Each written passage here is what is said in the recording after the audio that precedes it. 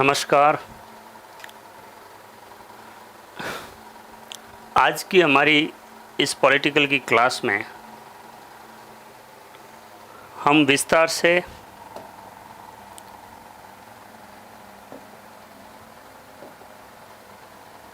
मार्क्सवाद की अवधारणा के बारे में पढ़ेंगे। इससे पहले हमने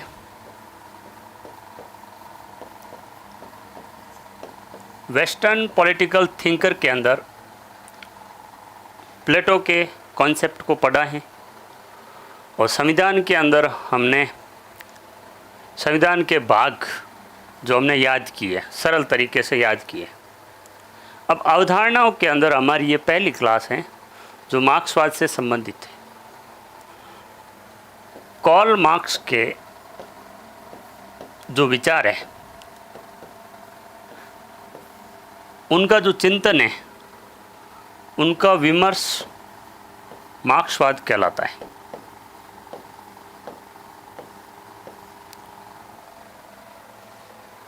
इन पूरे विमर्श के अंदर कार्ल मार्क्स के मित्र एंजल्स का बहुत बड़ा रोल रहा है और कार्ल मार्क्स और एंजल्स की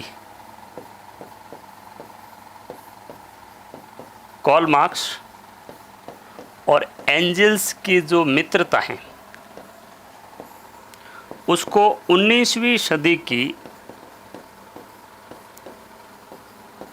सबसे महान मित्रता कहा जाता है।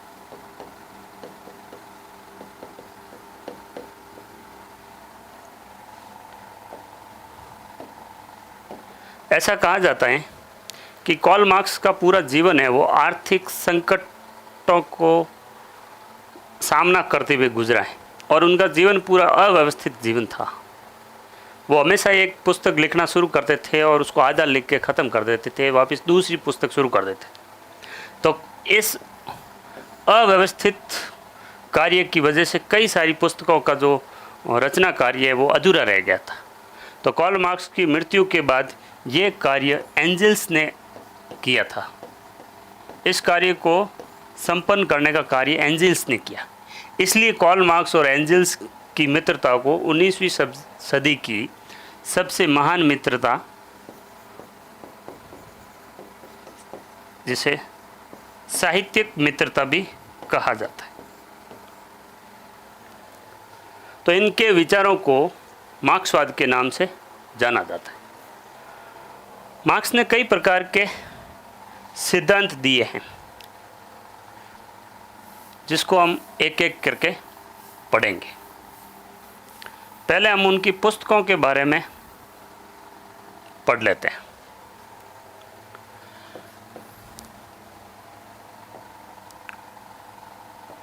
मार्क्स ने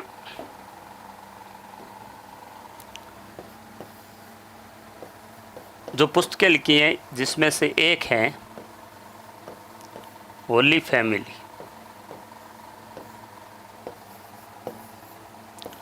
poverty of philosophy,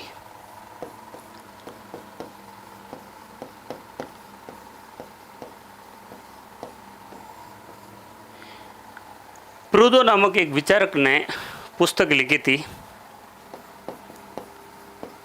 philosophy of poverty.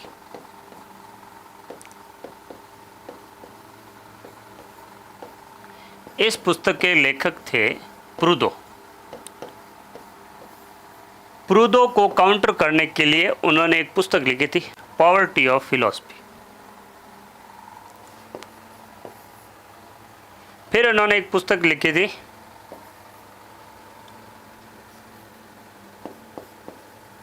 Critic of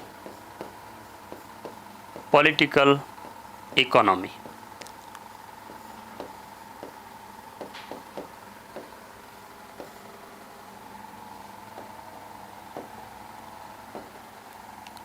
उसके बाद प्लेटो की एक महत्वपूर्ण पुस्तक और है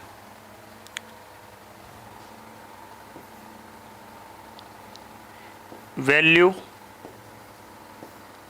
प्राइस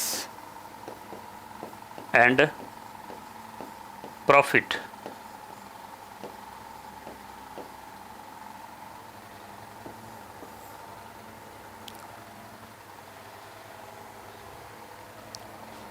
एक पुस्तक प्लेटो की है, class struggle in French. Class struggle in French, वर्ग संघर्ष का प्लेटो ने एक सिद्धांत दिया था, उसके बारे में लिखा है। अगली पुस्तक प्लेटो की है, कम्युनिस्ट मैनिफेस्टो।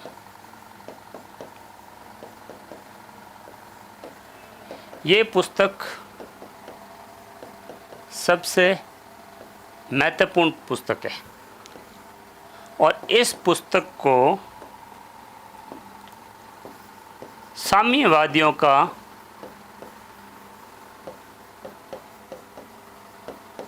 बाइबिल कहा जाता है।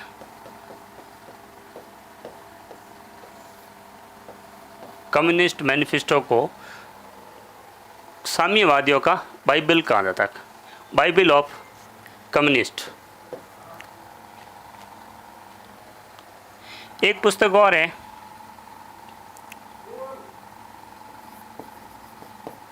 Critique of Gotha programme, counter revolution.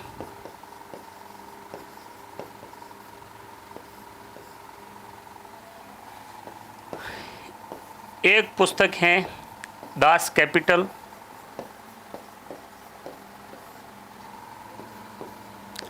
German ideology.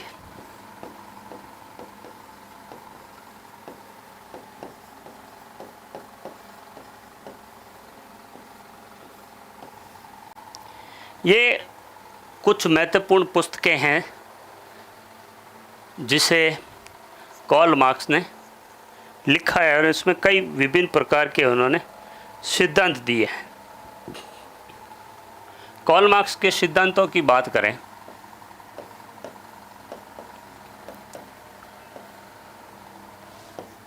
तो उन्होंने एक सिद्धांत दिया है, द्वंद्वात्मक भौतिकवाद।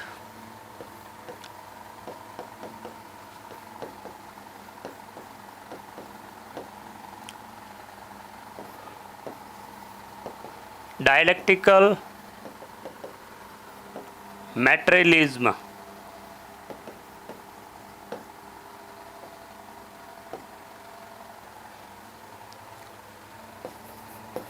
एक दिया उन्होंने इतिहास की आर्थिक व्याख्या।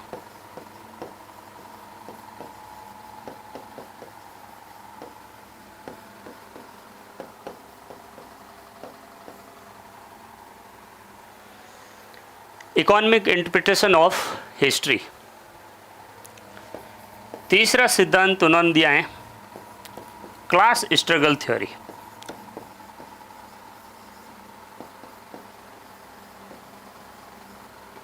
वर्ग संघर्ष का सिद्धांत।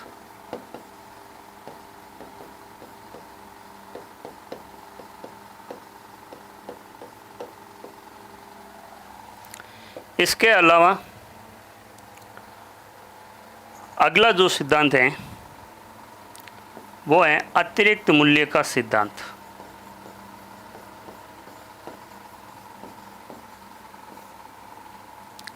अतिरिक्त मूल्य का सिद्धांत। पूंजीवादी व्यवस्था के अंदर जो श्रमिकों का शोषण होता है, उस शोषण का आधार कार्ल मार्क्स अतिरिक्त मूल्य को मानता है, सरप्लस वैल्यू।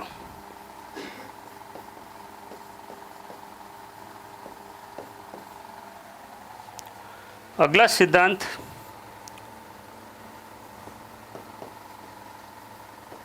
आर्थिक अधिरचना का सिद्धांत।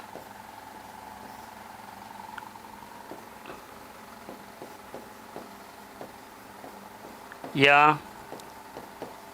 आधार अधिरचना का सिद्धांत, base and super structure theory. Base and super structure theory. ये कई महत्वपूर्ण सिद्धांत हैं जो कार्ल मार्क्स ने प्रतिपादित किए हैं।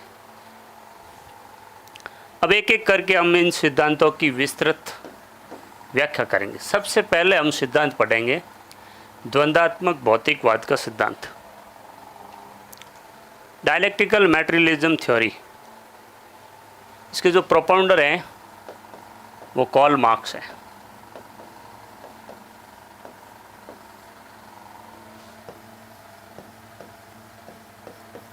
द्वंद्वात्मक भौतिकवाद जो इन्होंने सिद्धांत दिया है, द्वंद्वात्मक का जो कंसेप्ट है वो कार्ल मार्क्स ने हीगल से ग्रहण किया है। हीगल एक आदर्शवादी विचारक हैं, अर्थात हीगल राज्य को साध्य मानता है।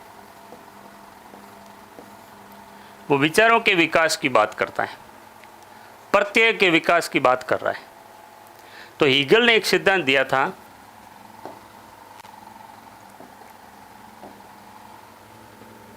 द्वंद्वात्मक का सिद्धांत।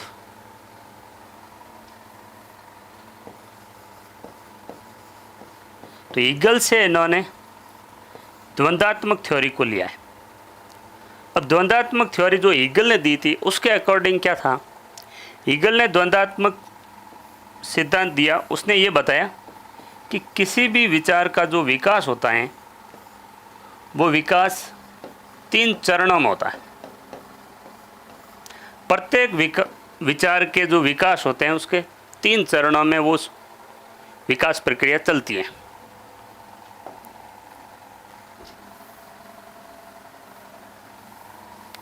वे 3 चरण कौन से हैं, इस बारे में हीगल कह रहे हैं।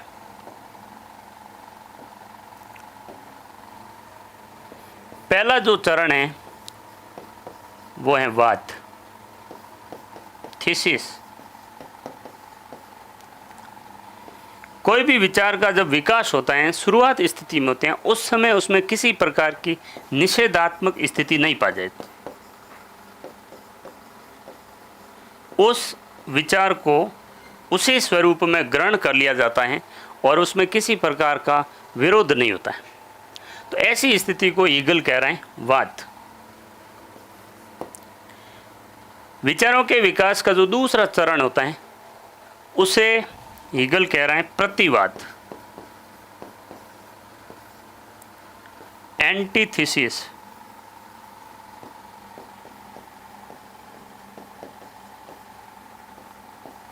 यानी जो सेकंड जो विचारों का विकास होगा उसके अंदर पहले विचार का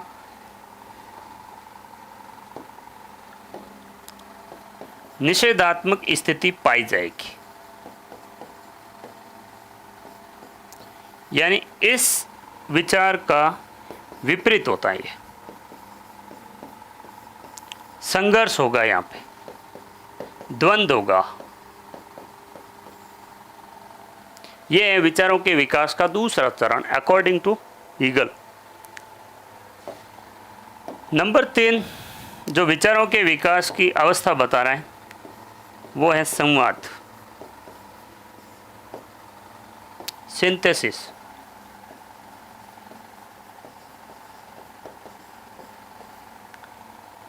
ये जो तीसरा जो चरण है वो इन दोनों का मिश्रित रूप होता है और दोनों की प्रति निषेधात्मक स्थिति होती है। और तीसरे चरण के अंदर संवाद की स्थिति होती है। यानी इस प्रकार से द्वंद्वात्मक जो सिद्धांत हीगल ने दिया है उस हीगल की थ्योरी के अकॉर्डिंग 3 प्रकार के स्टेप्स होते हैं। पर किसी भी विचारों को लें, उदाहरण के तौर पे वर्तमान परिप्रेक्ष्य में अपन शिक्षा नामक प्रत्यय को लेते हैं। शिक्षा के संदर्भ में बीएड का कोर्स है।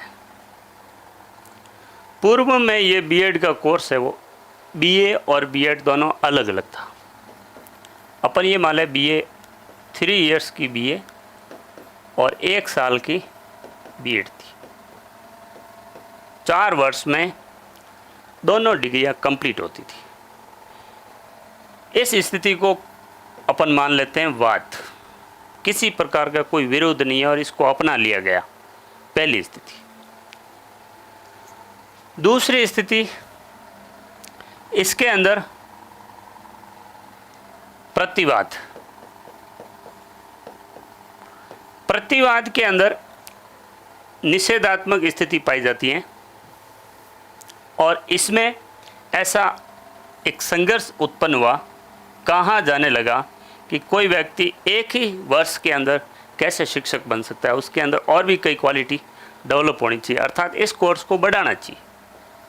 तो एक नए प्रत्यय का विकास होता है और जो बीएड 1 साल की थी वो अब 2 साल की थी, यानी बीए करने के बाद 2 साल बाद बीएड होगी और टोटल 5 इयर्स में ये कोर्स हो रहा है।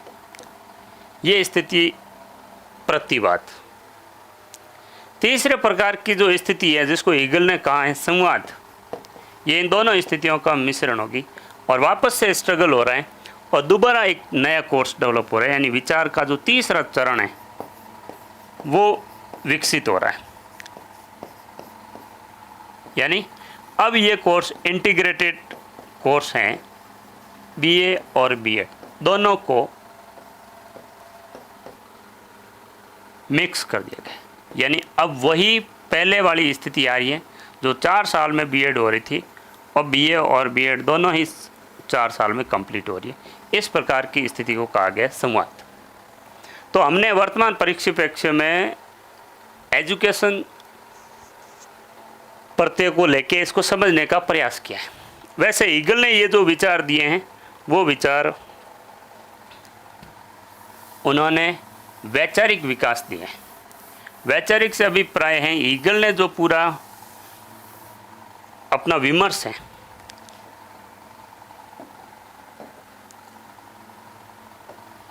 ईगल की जो थ्योरी है वो पूरी तरीके से वो वैचारिक है।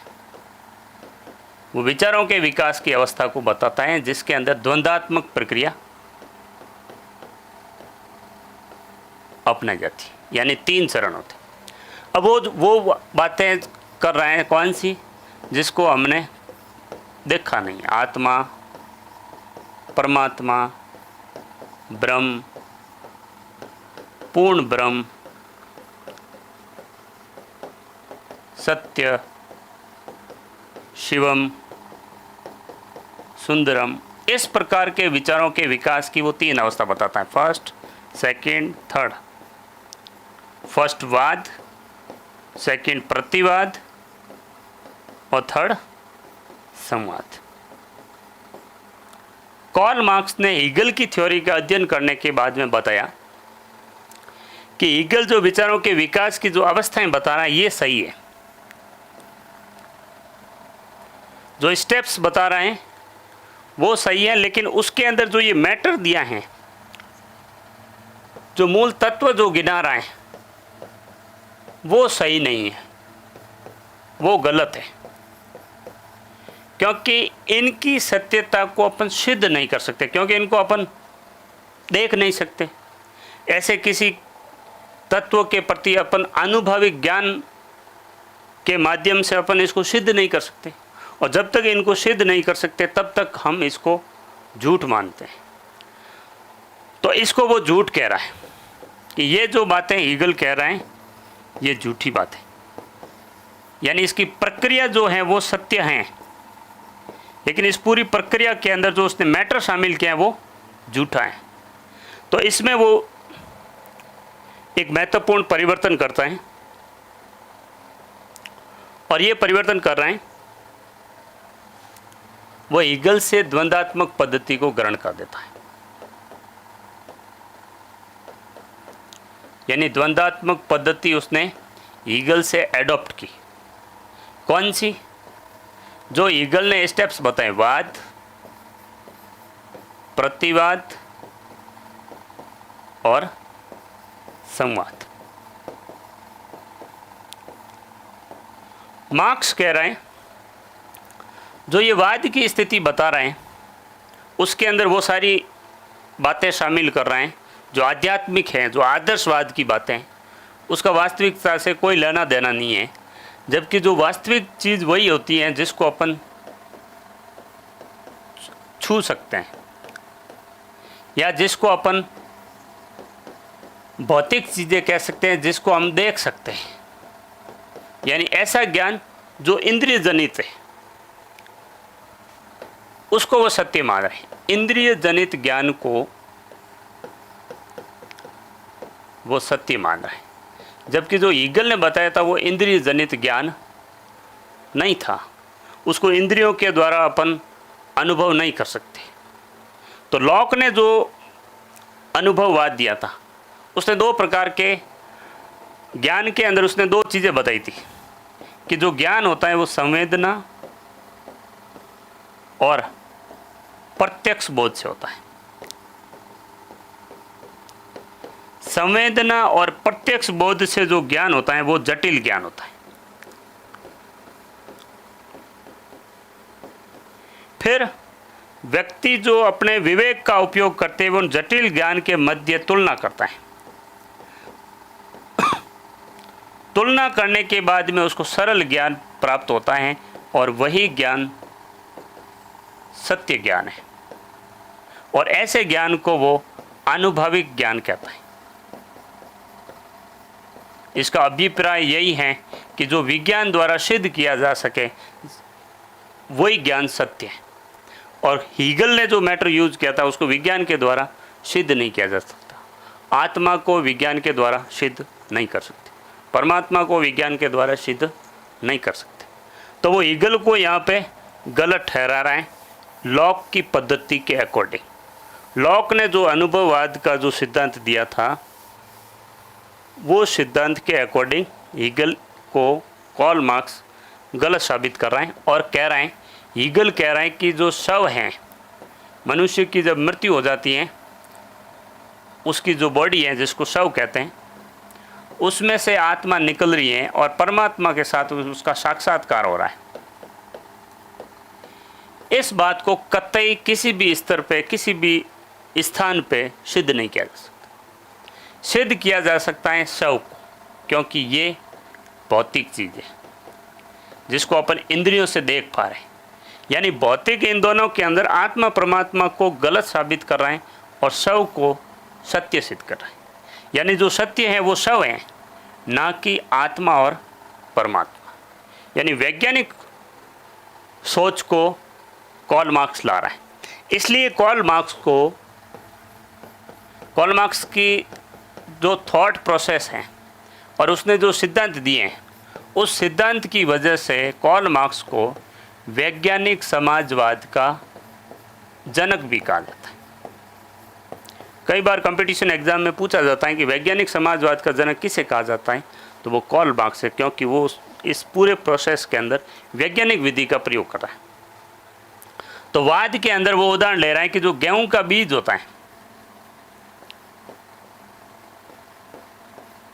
वो प्रथम अवस्था है। वो ईगल से ही उसने अडॉप्ट की कि गेहूं का बीज है वो वाद की स्थिति में। फिर जब उस बीज को भूमि में बो दिया जाता है और बोने के बाद में उसकी भूमि के साथ में जो प्रतिक्रिया होती है, यानी यहाँ जो दूसरे प्रकार का जो संघर्ष होता है, संघर्ष होने के बाद में वो बीज एक पौधा बन जाता है। ये जो स्थिति है ये स्थिति संवाद है, प्रतिवाद है। बीज से जो पौधा बनने की प्रक्रिया है ये सेकंड स्टेप है, प्रतिवाद। फिर तीसरी जो ईगल ने पद्धति बताई थी कि विचारों के विकास का तीसरा जो चरण है वो संवाद है। तो वैसे ही वो भौतिक का उदाहरण लेके कह रहे हैं कि जो गेहूं का बीज था जो अब पौधा बन गया और अब उस पौधे पे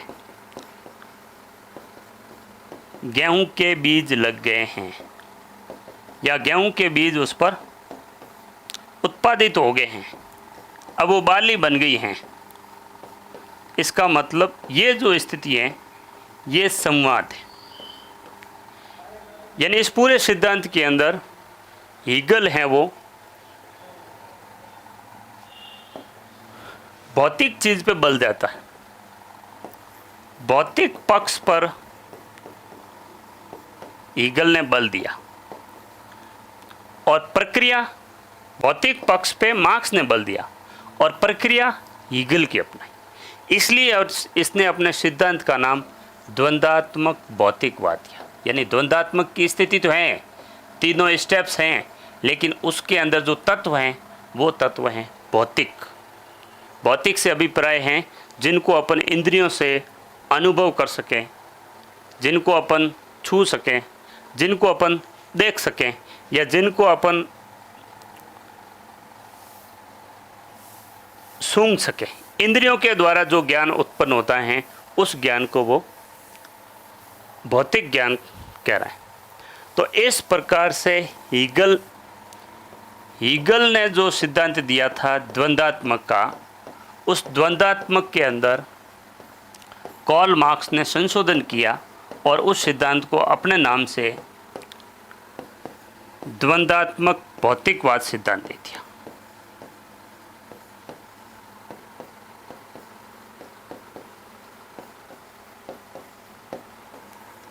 ये जो द्वंद्वात्मक भौतिकवाद है, इसमें भौतिक पक्ष पर वो विशेष रूप से बल दे रहा है।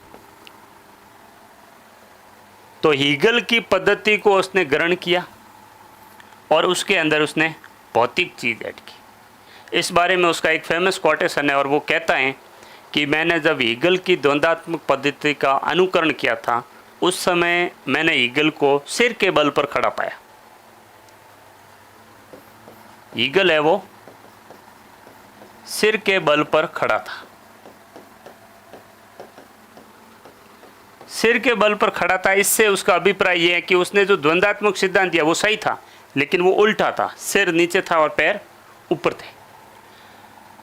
फिर उसने कार्ल मार्क्स ने भौतिक पक्ष ऐड करके उस सिद्धांत को सत्य साबित करने का प्रयास किया। यानी सिर के बल पे हीगल के सिद्धांत खड़ा था और कार्ल मार्क्स कह रहा है मैंने उसे पकड़कर सीधा खड़ा कर दिया। यानी जो हीगल का सिद्धांत सिर के बल पे खड़ा था, अब उसको पैरों के बल पे उसने खड़ा कर दिया। तो ये तो था हीगल का द्वंद्वात्मक सिद्धांत, जिसको उसने अपडेट करके कार्ल मार्क्स ने द्वंद्वात्मक भौतिकवाद का सिद्धांत बनाया। तो पहला सिद्धांत, द्वंद्वात्मक सिद्धांत का जो प्रतिपादन है वो हीगल ने किया है, जबकि द्वंद्वात्मक भौतिकवाद का जो सिद्धांत है वो सिद्धांत कार्ल मार्क्स ने दिया है।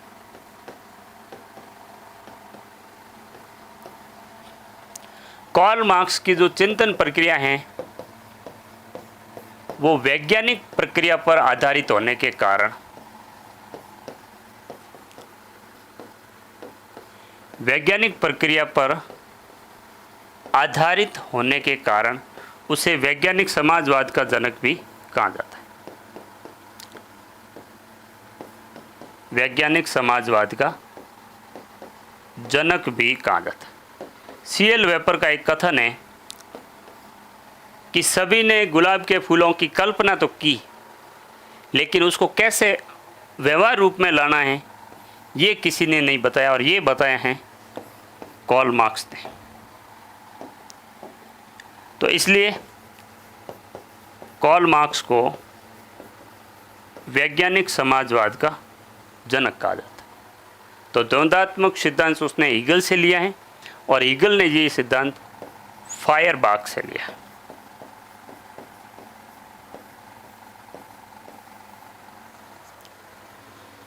तो ये पहला सिद्धांत हमारा कंप्लीट हो गया जो हीगल ने दिया। इस संदर्भ में मार्क्स एक और व्याख्या करता है, इतिहास की आर्थिक व्याख्या। इतिहास की आर्थिक व्याख्या के संदर्भ में कार्ल मार्क्स ये कह रहे हैं कि ये जो पूरी हिस्ट्री है इसका इकोनॉमिक इंटरप्रिटेशन करता है। कैसे? सर्वप्रथम कार्ल मार्क्स कह रहे हैं कि जब व्यक्ति जंगल यानी आदिम स्थिति में था,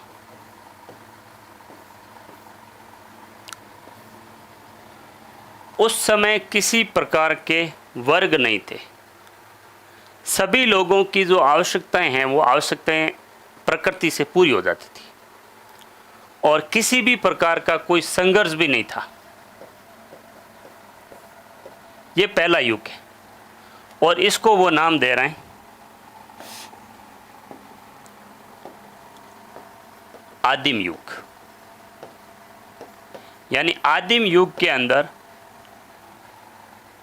संघर्ष नहीं था, सभी लोग समान स्थिति में थे, संपत्ति नहीं थी और व्यक्ति की सारी आवश्यकताओं की पूर्ति, व्यक्ति की आवश्यकताओं की पूर्ति उसे प्रकृति से हो जाती थी। जब सारी आवश्यकताओं की पूर्ति प्रकृति से हो रही है तो फिर किसी भी प्रकार का संघर्ष नहीं हुआ।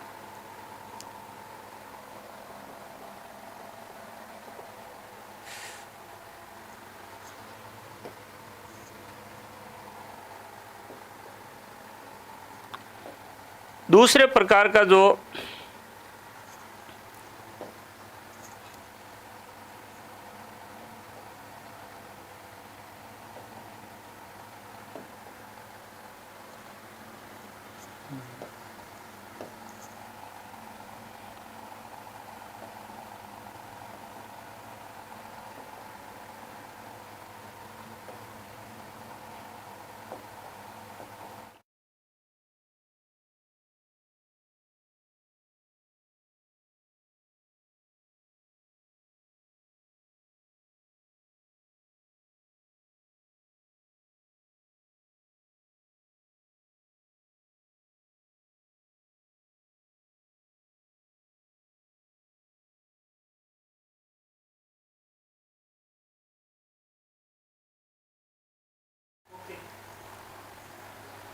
तो व्यक्ति की सारी आवश्यकताओं की पूर्ति प्रकृति से हो रही है, किसी भी प्रकार का स्ट्रगल पहले युग के अंदर नहीं हो रहा। अब यहाँ जंगल के अंदर जो लोग आदिम स्थिति में रह रहे थे, दूसरा जो युग होता है इसके अंदर कुछ शक्तिशाली लोग हैं, वो जंगल के किसी एक हिस्से पे कब्जा करते और यहाँ पे संपत्ति का उदय होता है और वो कुछ कमज़ोर लोगों को अपना दास बना देते हैं। यानी जो सेकंड जो युग है उस युग के अंदर व्यक्तियों के दो वर्ग बन जाते हैं, एक दास और दूसरा स्वामी। इस युग को वो नाम दे रहा है दास युग। स्वामी है वो दास का शोषण कर रहे हैं। अब जो पहली स्थिति वो ईगल जो कार्ल मार्क्स जो बता रहे हैं वो बता रहे हैं वाद, कि यहाँ इस स्थिति के अंदर किसी प्रकार का कोई संघर्ष नहीं पाया जाता। ये जो स्थिति होती है वो वाद की स्थिति होती है। और सेकंड जो युग है उसके अंदर दो प्रकार के वर्ग बन जाते हैं, दास और स्वामी। स्वामी है वो शक्तिशाली लोग हैं, दास कमज़ोर लोग हैं, और स्वामी है वो दास का शोषण कर रहे हैं। यानी जो द्वितीय युग है यहाँ से व्यक्ति के मध्य संघर्ष भी शुरू होता है और शोषण शुरू हो जाता है।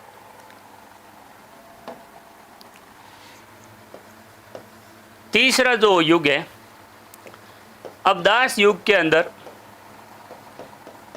दो प्रकार के वर्ग बन गए।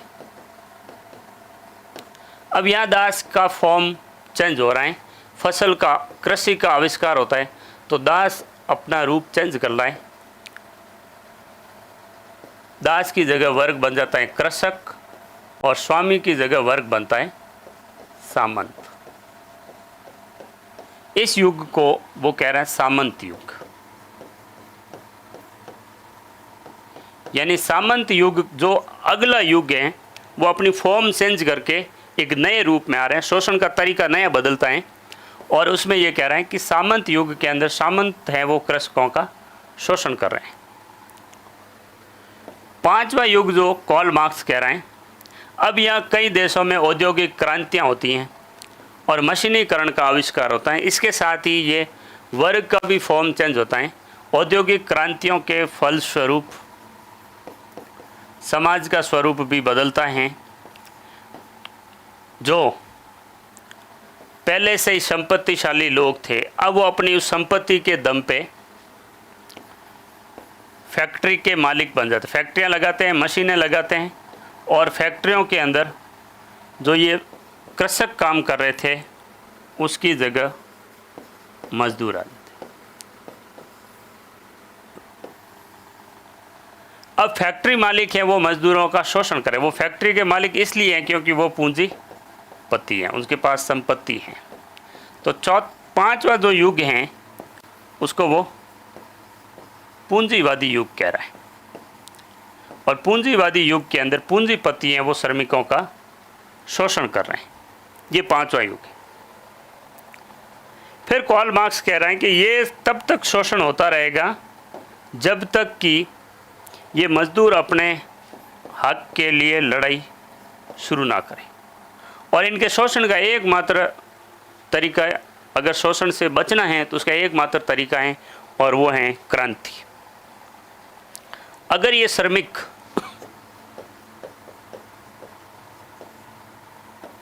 क्रांति करते हैं तो ही इनका शोषण रुकेगा। और ये जो क्रांति है वो क्रांति साम्यवादी दल के द्वारा लाई जाएगी। यानी इनके अंदर चेतना का संचार करने के लिए साम्यवादी दल हैं वो अपनी भूमिका निभाएगा और फिर ये क्रांति करेंगे। क्रांति के साथ ही ये पूंजीपतियों को वहाँ से भगा देंगे और सारी संपत्ति पर श्रमिकों का हक हो जाएगा। तो छठा जो युग, पांचवा जो पूंजीवाद है, पूंजीवाद के अंदर क्रांति होगी और श्रमिक वर्ग का अधिनायक तत्व स्थापित हो जाएगा। यानी अब पूंजीपतियों से क्रांति के माध्यम से सारी संपत्ति छीन ली जाएगी और श्रमिकों का शासन आ जाएगा। जब श्रमिकों का शासन आ जाएगा तो अब जो पीछे बच्चे खुचे लोग हैं पूंजीपति, उनका भी उन्मूलन हो जाएगा और फिर साम्यवाद की स्थापना होगी। और साम्यवाद की स्थापना होगी, उसके लिए कार्ल मार्क्स दो प्रकार की शर्तें निर्धारित करता है। यानी पहली स्थिति वाद, जिसमें किसी प्रकार का कोई संघर्ष नहीं, यानी संघर्षहीन स्थिति। दूसरी स्थिति प्रतिवाद, जिसमें दो वर्गों के मध्य संघर्ष हो रहा है। और तीसरी स्थिति जिसको वो संवाद कह रहे हैं वो है साम्यवाद की स्थापना। जब साम्यवाद की स्थापना हो जाएगी तब राज्य में किसी प्रकार के वर्ग नहीं होंगे, राज्य का अस्तित्व समाप्त हो जाएगा।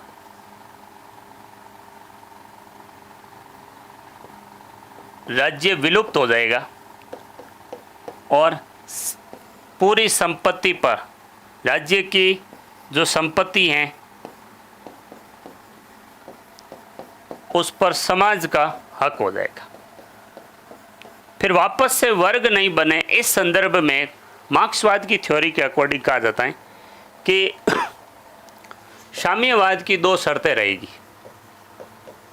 दोबारा वर्ग नहीं बने। इसके संदर्भ में ऐसा कहा जाता है कि योग्यता के अनुसार प्रत्येक व्यक्ति को कार्य दिया जाएगा। योग्यता के अनुसार प्रत्येक व्यक्ति को कार्य दिया जाएगा और आवश्यकता के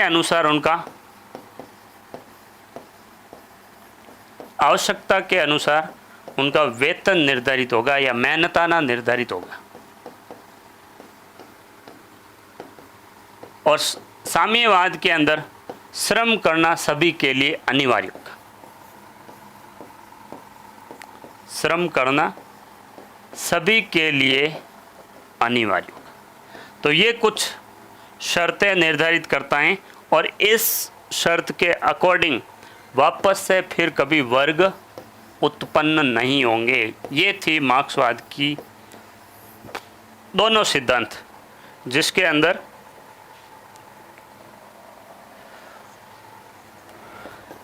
द्वंद्वात्मक भौतिकवाद के तीनों चरण, वाद, प्रतिवाद और संवाद। पहली स्थिति वाद, दूसरी प्रतिवाद और तीसरी संवाद। थीसिस, एंटीथीसिस और सिंथेसिस, और इस पूरे प्रोसेस के अंदर इसी प्रक्रिया का पालन हो रहा है। तो इस प्रकार से समाज का निर्माण हो रहा है जो द्वंद्वात्मक प्रक्रिया को फॉलो कर रही है।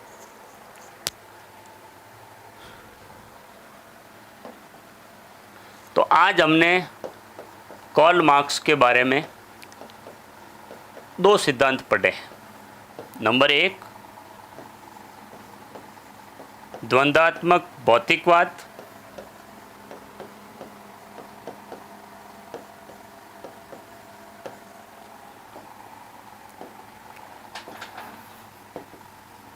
Dialectical materialism, okay. और दूसरा सिद्धांत हमने पढ़ा है इतिहास की आर्थिक व्याख्या।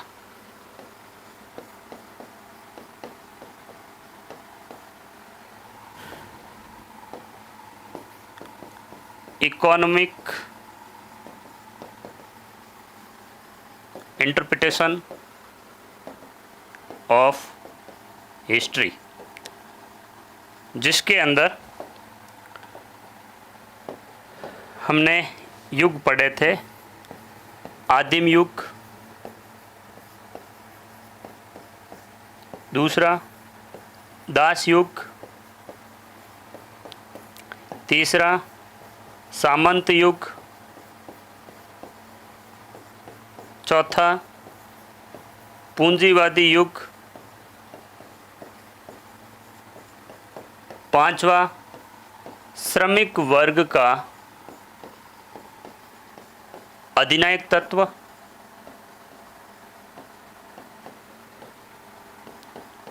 और छठा और अंतिम साम्यवाद, जिसके अंदर क्रांति की विशेष भूमिका होगी। व्लादिमीर लेनिन ने रूस के अंदर बोल्शेविक क्रांति करके कार्ल मार्क्स के विचारों को, जो उन्होंने साम्यवाद का सिद्धांत दिया था, उसको व्यवहार रूप में उतारने का प्रयास किया था। तो धन्यवाद। आज की हमारी क्लास इन दोनों सिद्धांतों पे समाप्त होती है। आगे कल और किसी नए सिद्धांत पे चर्चा करेंगे।